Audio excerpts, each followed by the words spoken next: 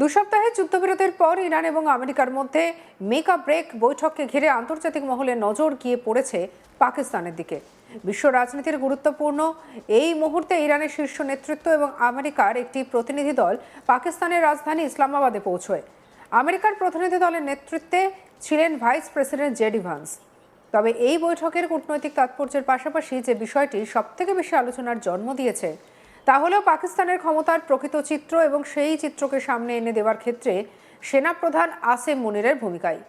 প্রথা অনুযায়ী এই ধরনের আন্তর্জাতিক বৈঠকে বিদেশি প্রতিনিধিদের অভ্যর্থনা জানানোর দায়িত্ব সাধারণত সরকারের প্রধান বা বেসামরিক নেতৃত্বের ওপরেই বর্তায়, কিন্তু এই ক্ষেত্রে দেখা যায় সম্পূর্ণ ভিন্ন দৃশ্য। পাকিস্তানের প্রধানমন্ত্রী শাহবাজ শরীফকে আড়ালে রেখে নিজেই ইরান এবং আমেরিকার প্রতিনিধি দলকে স্বাগত জানান সেনাপ্রধান আসিম মুনির।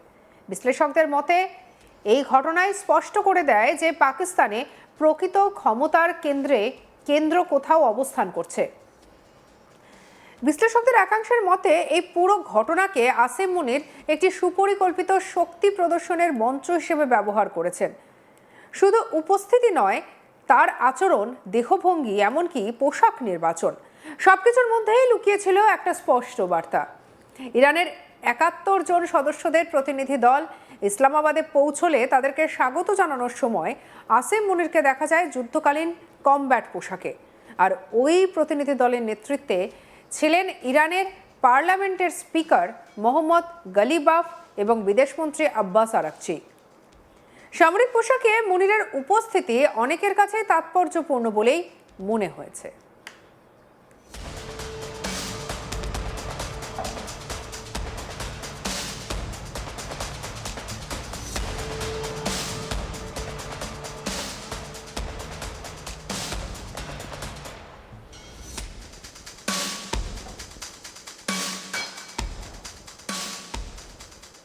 কিন্তু কয়েক ঘন্টার মধ্যেই চিত্রটা একেবারে বদলে যায়। যখন আমেরিকার ভাইস প্রেসিডেন্ট জেডি ভান্স সংস্কার করা নূর খান এয়ারবেসে পৌঁছন, তখন মুনিরকে দেখা যায় সম্পূর্ণ ভিন্ন রূপে। ফর্মাল স্যুট, বুটে সজ্জিত এক রাষ্ট্রনায়কের মতো। আর এই আকস্মিক পরিবর্তনে আন্তর্জাতিক মহলে কৌতূহলের জন্ম দিয়েছে।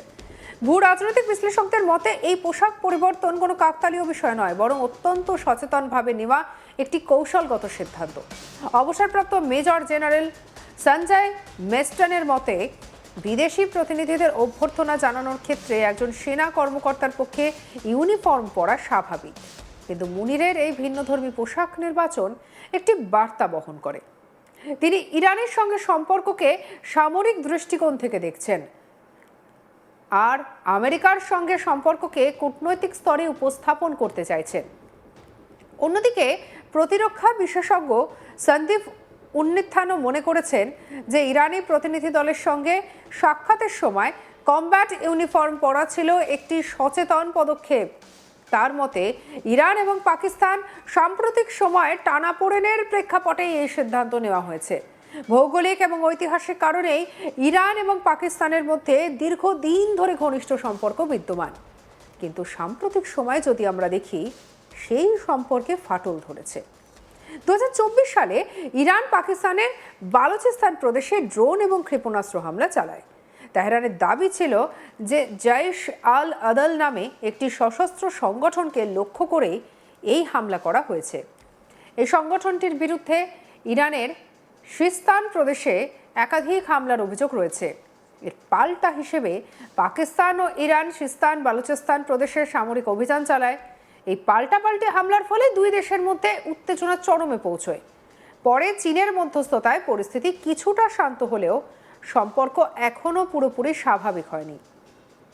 আর এই প্রেক্ষাপটে মুনিরের সামরিক পোশাক নির্বাচনকে অনেকেই একটি সিগন্যাল হিসেবে দেখছেন। বিশ্লেষকদের মতে তিনি ইরানকে বোঝাতে চেয়েছেন যে পাকিস্তান প্রয়োজনে সামরিকভাবে প্রস্তুত রয়েছে। অন্যদিকে আমেরিকার ভাইস প্রেসিডেন্টকে স্বাগত জানানোর সময় কালো স্যুট বেছে নেওয়ার মাধ্যমে মুনির নিজেকে একজন কূটনৈতিক এবং রাষ্ট্রনায়ক হিসেবে তুলে ধরার চেষ্টা করেছেন।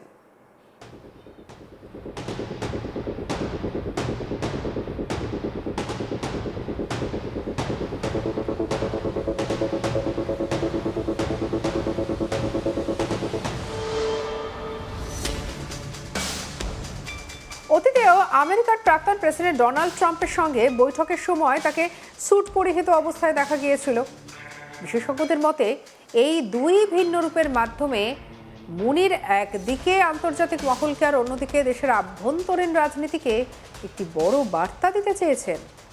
পাকিস্তানের রাজনীতিতে সেনাবাহিনীর প্রভাব নতুন কিছু নয়, তবে সাম্প্রতিক এই ঘটনার মাধ্যমে সেই প্রভাব যে আরও সুদৃঢ় হয়েছে তা একেবারে স্পষ্ট।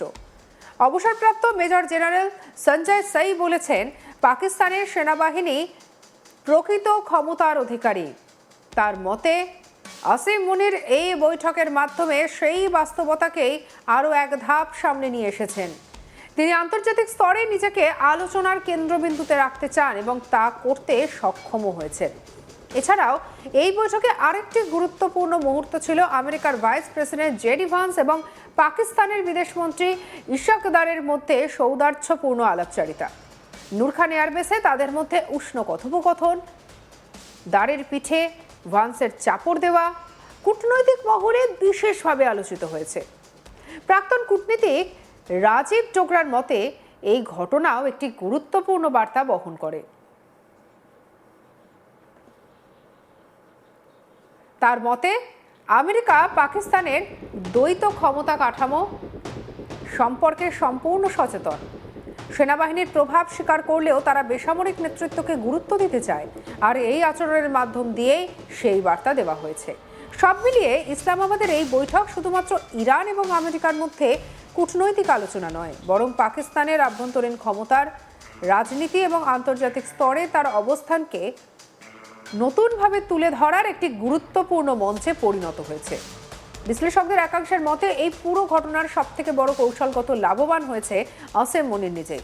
তিনি একদিকে আন্তর্জাতিক মহলে নিজের উপস্থিতি জোরালো করেছেন, অন্যদিকে দেশের অভ্যন্তরে নিজের কর্তৃত্বকে আরও সুদৃঢ় করার বার্তা দিয়েছেন। আর এই সব কিছুর মধ্যে যেন একেবারে বিশ্ব রাজনীতি এবং যুদ্ধ পরিস্থিতি সরগরম হয়ে রয়েছে।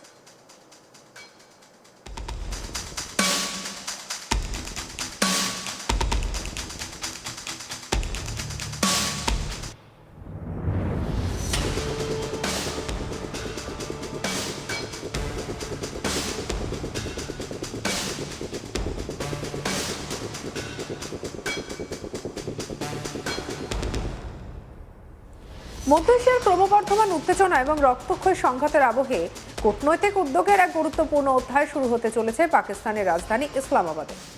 আর এই প্রেক্ষাপটে এক আবেগঘন বার্তা নিয়ে সেখানে পৌঁছেছে ইরানের উচ্চ পর্যায়ের প্রতিনিধি দল।